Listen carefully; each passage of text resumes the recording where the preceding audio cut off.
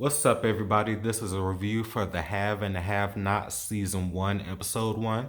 I decided to do this show because I somehow totally missed this show, but I've always heard about it. They're on Season 7, so it must be pretty good. And, I like the Tyler Perry shows for the most part. I watch If Loving You Is Wrong. I'm just really hoping that this show doesn't take a turn like If Loving You Is Wrong did. It's not a If Loving You Is Wrong review, but that show just started to get kind of silly after a while. But anyway, so the show opens up and you see a woman who's a maid and she's trying to get a new job. This is, I'm guessing, somebody who's going to be one of the main characters named Veronica. And it was funny to me, I noticed that the woman giving her the interview kept asking her about her previous employment.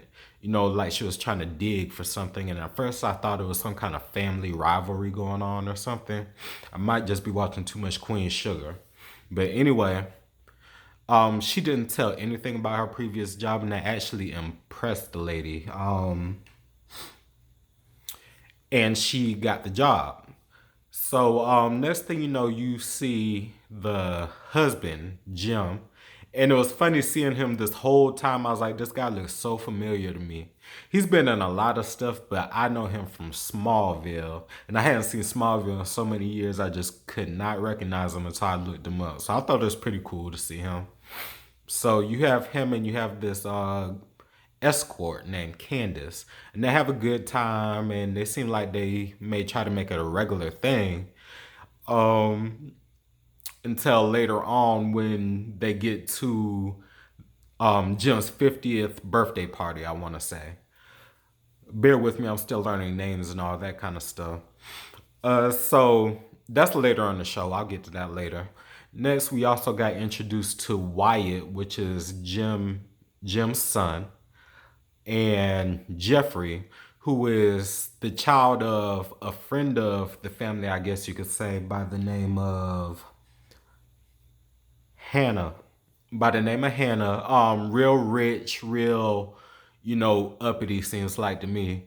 A lot of money. She started her own treatment center for people who have issues with drugs and all that kind of stuff because she used to do that herself.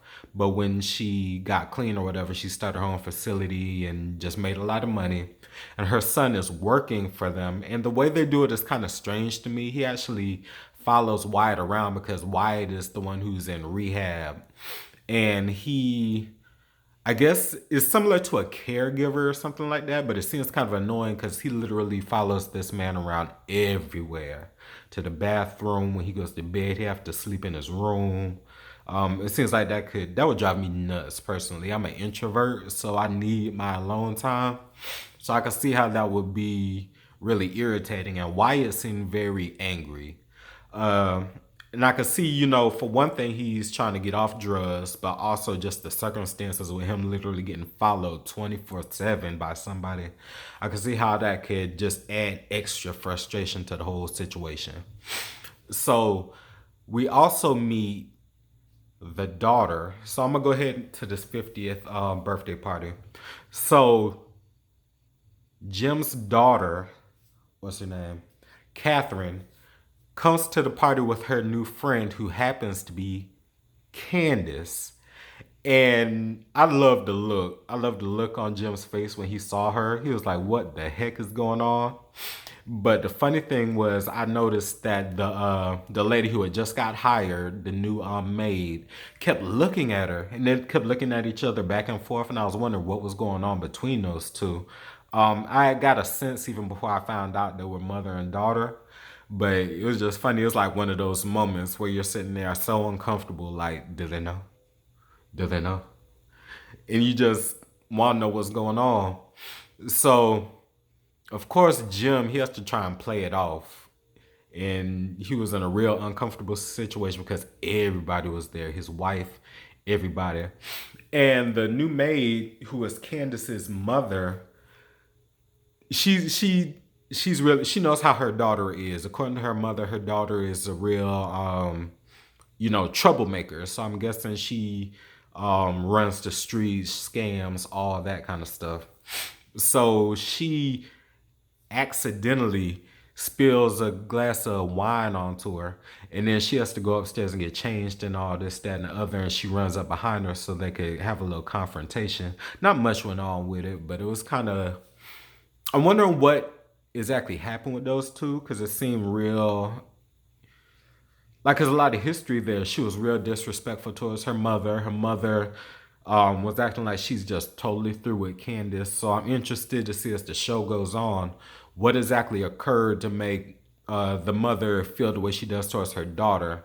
I can kind of get a sense that the daughter may look down on the mother because she's a maid. So I'll be interested to see how that develops as well. So near the end, Jim is in his office and Candace comes in, and of course he's pissed and he wants her out of his house by the next morning. He was real official with it. He was like, "Yeah, we're good. We're getting up at 7 o'clock in the morning. We're gonna eat breakfast, and I need you to be gone." But she's like, "No, no, no. I need $100,000 and a sports car." So she really swung for the fences on that one. It seems like Jim and his family have a lot of money. I'm not completely sure what they do yet. But I'm enjoying this first episode. It seems to be right up my alley. Like I said, I hope it, stays good and doesn't take this dip like some of the other Tyler Perry shows. But I enjoy if you give me your comments. This is a whole new channel. I'm just trying something new. So, I'm still trying to learn the ropes, I guess you could say. So, any constructive criticism, any comments, people who have seen the show, uh, if anybody wants to join me for a Half and Half Nots rewatch, we're going all the way to season 7. So, let's get it.